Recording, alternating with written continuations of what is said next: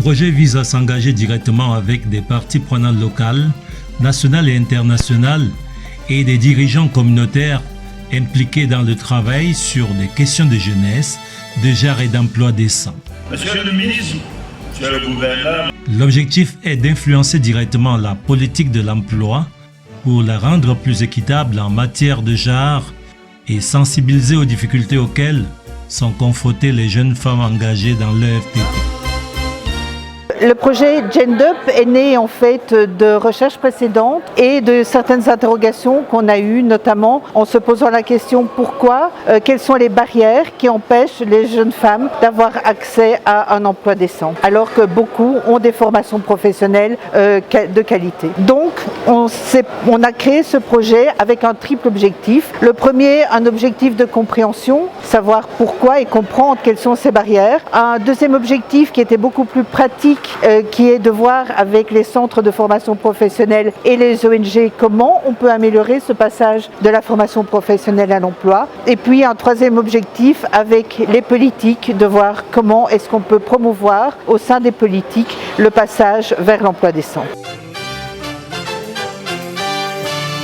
Cette problématique de la jeune fille, de l'éducation de la jeune fille est très importante pour nous parce que ça s'inscrit vraiment au cœur de nos préoccupations au niveau du laboratoire, au cœur des préoccupations de la faculté des sciences sociales et de gestion et également au cœur des préoccupations de l'Université catholique d'Afrique centrale. Et puis ce Institut des politiques et initiatives sociales, ces problématiques de recherche portent sur les politiques sociales. La recherche autour du projet GenDup, déjà du point de vue scientifique, ça m'a beaucoup apporté, certainement ma collègue et moi, au niveau de la manière de réhabiliter ou de revoir les usages des techniques et outils de collecte des données. Et maintenant, au niveau pratique, de se familiariser avec des thématiques non encore explorées, mais qui cadrent avec les exigences de notre laboratoire, donc l'Institut des politiques et initiatives sociales. Cette problématique est importante dans la mesure où la femme prend de plus en plus de place à tous les niveaux, que ce soit sur le plan académique, scientifique. La femme, on la retrouve maintenant dans toutes les instances. Et les femmes aussi ont leur mot à dire en ce qui concerne le développement. Il est important qu'elles soient éduquées, qu'elles soient formées, qu'elles aient son mot à dire lorsqu'on met en place des politiques qui sont des politiques sociales, des politiques économiques, les politiques à tous les niveaux, c'est-à-dire des politiques publiques. Donc il y a un double objectif, déjà en tant que jeune chercheur, faire la recherche, se former à la recherche. Deuxièmement, l'exigence de participer aussi à trouver des solutions aux problèmes qui minent nos contextes. Et quand je parle de nos contextes, je parle bien évidemment du Cameroun. L'idée de travailler dans le projet GenDup, c'était pensé pour que nous relevions ensemble les défis de l'insertion de la jeune femme au niveau de l'Afrique tropicale équatoriale et en particulier du Cameroun.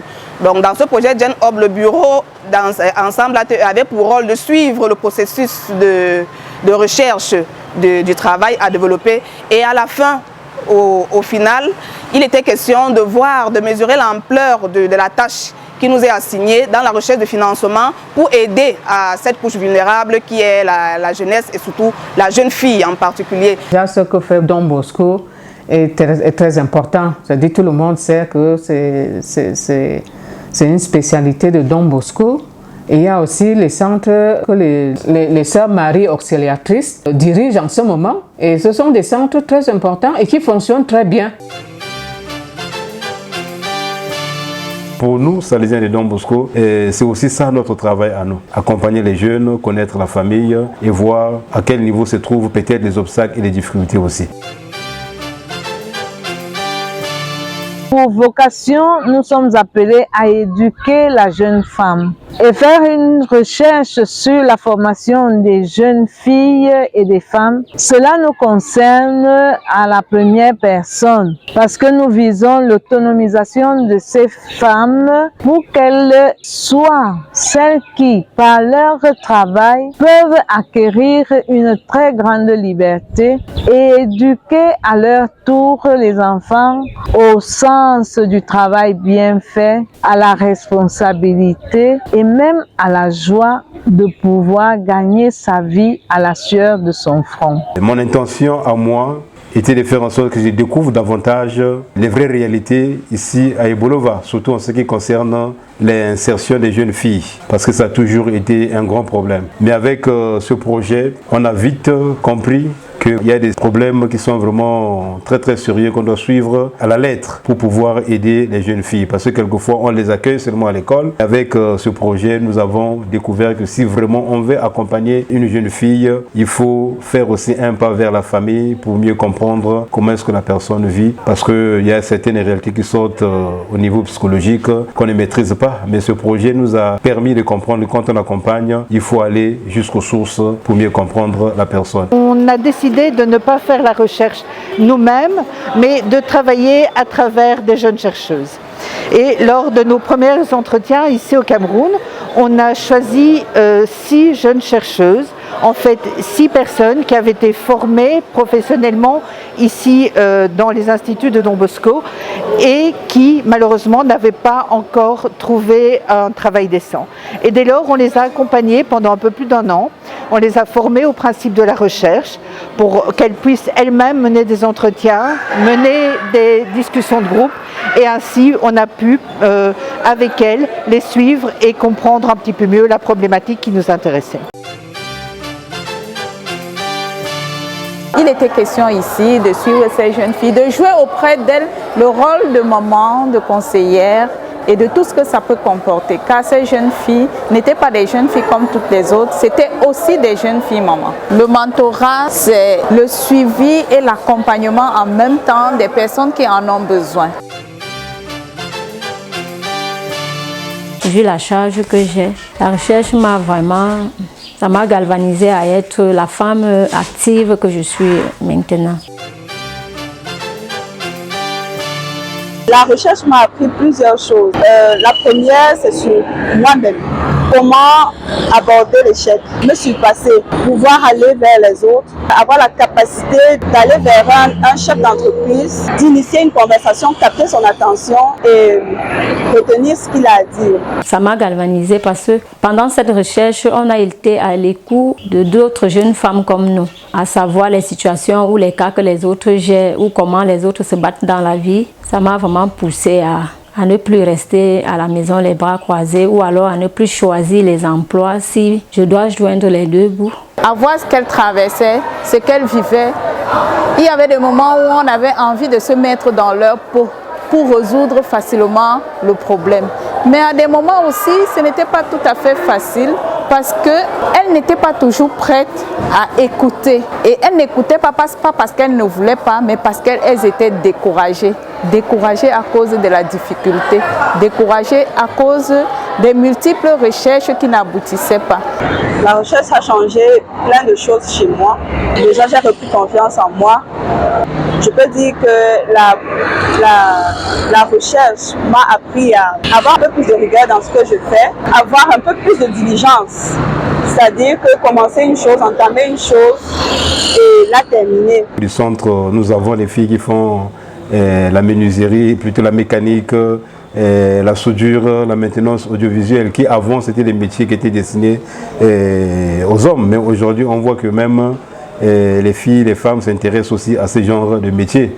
Pour nous, c'était un grand plaisir, dans le sens où, quelquefois, il y a des gens qui sont vraiment émerveillés de voir une fille en train de faire la soudure. Donc c'est pour dire que les filles deviennent comme des denrées rares au niveau des métiers industriels. Mais le problème réside beaucoup plus sur l'insertion.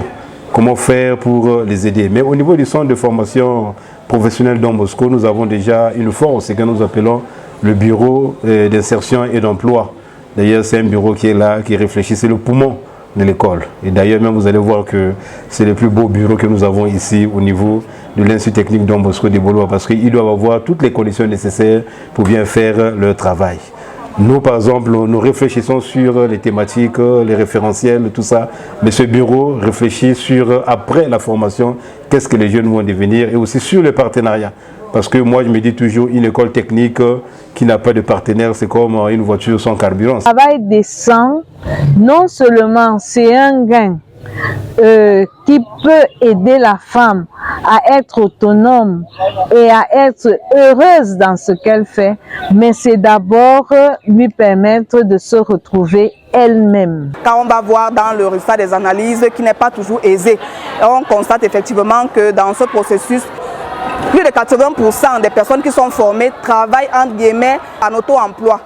Et qui dit en auto-emploi, elles n'ont pas de ressources, elles n'ont pas assez de financement. Du coup, ce n'est pas aisé pour ces personnes de continuer. Donc, elles commencent un emploi, un auto-emploi. Après, le financement est stoppé parce que non, il n'y a pas assez de moyens pour poursuivre l'activité. Il y a la faillite, il y a les impôts qui deviennent un peu plus élevés et elles ne parviennent plus à garder leur entreprise, leur petite entreprise entre guillemets qu'elles ont pu concevoir. Donc c'est un peu toutes les difficultés que nous avons pu rencontrer, mais au final nous avons quand même assez de données pour l'analyse de cette recherche que nous avons pu mener à bien jusqu'à terme. Sur la question de l'éducation, la formation technique et professionnelle, on doit investir, et le travail que nous sommes en train de faire est très important parce qu'on doit aboutir justement non seulement à publier un ouvrage qui rend compte de la situation telle qu'elle est vécue aujourd'hui au Cameroun et dans d'autres pays.